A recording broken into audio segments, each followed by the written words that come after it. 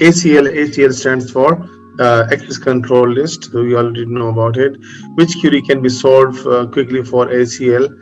Determine the set of allowed user per object. Okay, so for every user, you know that how many objects they can have, they can manage with it, they can handle it. And determine set of objects that a user can access, how many objects they can access easily over there.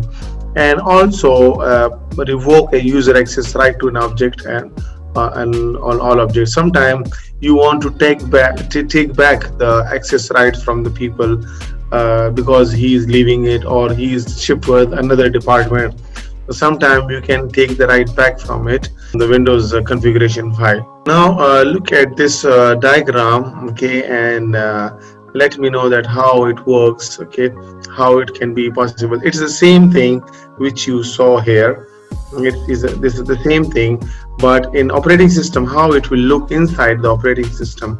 For example, if these are your files, okay, this is your file, okay, text file, this is your file, right? And you have this is a directory, okay, so file, and they have a pointer means address. It's when I say pointer, so it means some address over there. So this file has a pointer over here, this file has a pointer over here, and this file has a pointer over here.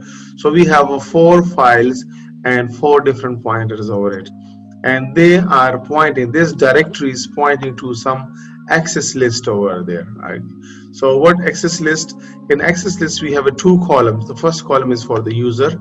See, this first column is for user, and the second column is for the access rights over there. So user A, for example, the same thing, you have to put these rights over there, ORW, R and RW, ORW, right?